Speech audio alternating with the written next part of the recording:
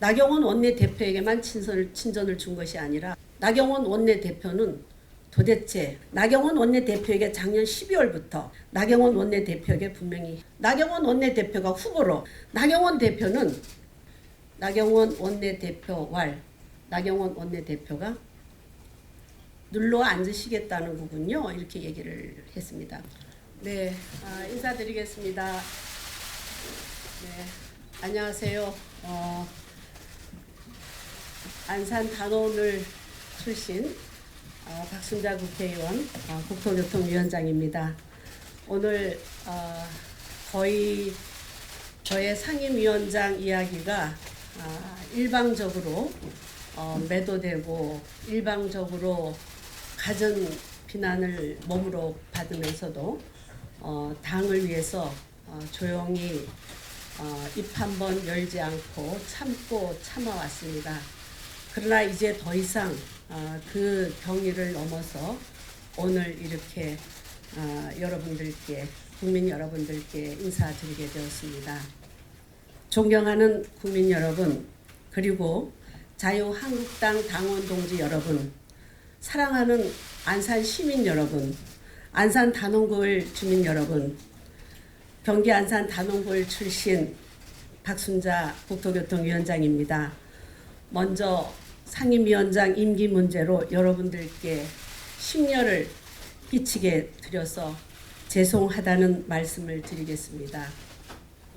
저는 이번 7월 23일 자유한국당 윤리위원회로부터 당원권 정지 6개월이라는 중징계를 받았습니다. 지금 심정으로는 윤리위원회의 결정을 받아들이기가 어렵고 인정할 수가 없습니다.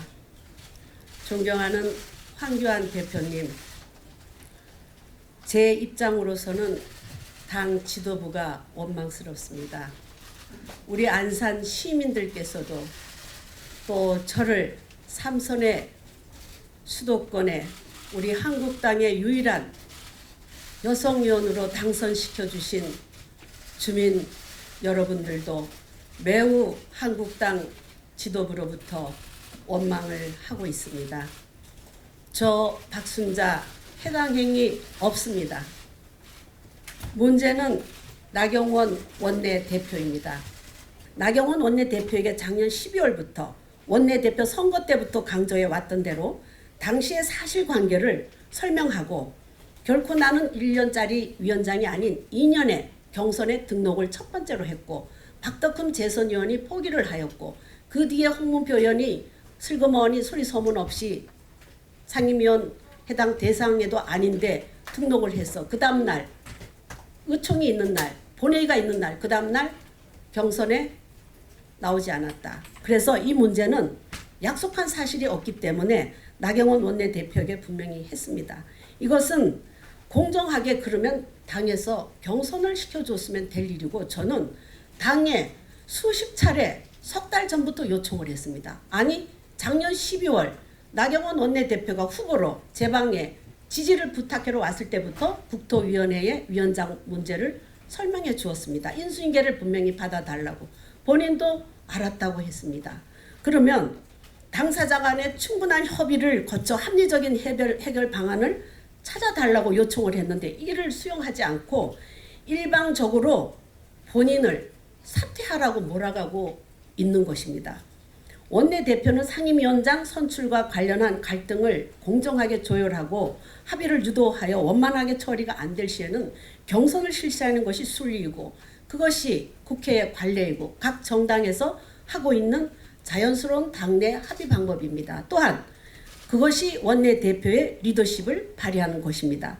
나경원 대표는 그렇게까지 리더십을 발휘하지 않고 있다가 7월 4일 제가 7월 2일 날 병원에 응급실에 있다가 7월 3일 날 병실이 나서 입원을 했는데 연락도 없이 사전 보좌관들과 협의도 없이 불쑥 밤 10시경 대학병원에 제가 입원한 방에 밤 10시에 찾아왔습니다.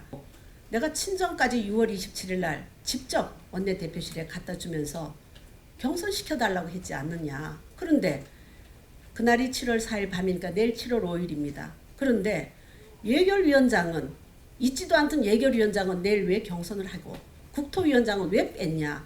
예결위원장은 분명히 안상수 의원과 황영철 의원이 합의를 하고 그리고 협의를 하고 의총에서 발표를 하고 속기록까지 분명히 있는데도 불구하고 사연까지 스토리까지 있는데도 왜 원칙을 어기고 경선시키고 이렇게 원칙이 없는 국토위원장은 왜 경선을 시켜주지 않느냐고 했더니 나경원 원내대표 왈 공천에 지장이 있을 거라는 얘기를 했습니다. 제가 그랬습니다. 국토위원장 문제와 내년도 공천 문제가 무슨 연관이 있냐고. 왜 영향이 없냐고 하더군요. 왜 영향이 있냐고. 우리 당이 그래서 사천을 해서 망하지 않았냐고. 그 전철을 또 밟을 거냐고.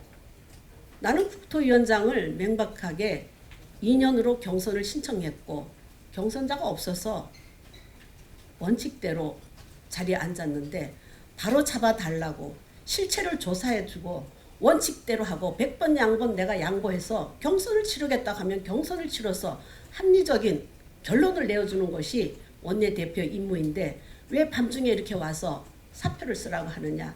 나는 그것은 원칙에도 맞지 않고 그것은 합리적이지도 않고 그것은 공당이 제1야당이 지향해야 될 민주적인 방법도 아닌 아주 비민주적인 방법이다. 나는 사퇴할 수 없다 했더니 나경원 원내대표가 눌러 앉으시겠다는 거군요. 이렇게 얘기를 했습니다. 그래서 제가 눌러 앉는 게 아니라 원칙대로 하는 겁니다.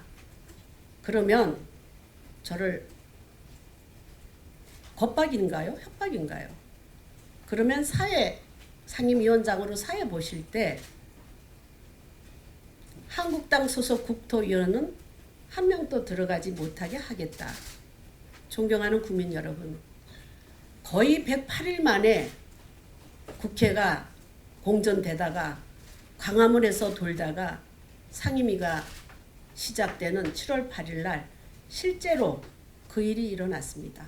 원내대표실에 국토위원들을 다 불러서 들어가지 말라고 하고 심지어 의총을 열 테니 국토위원들이 중심이 되어서 국토위원장 박순자 국토위원장 사퇴, 종용, 서명을 국토위원들이 주체가 되어서 받으라고 했습니다.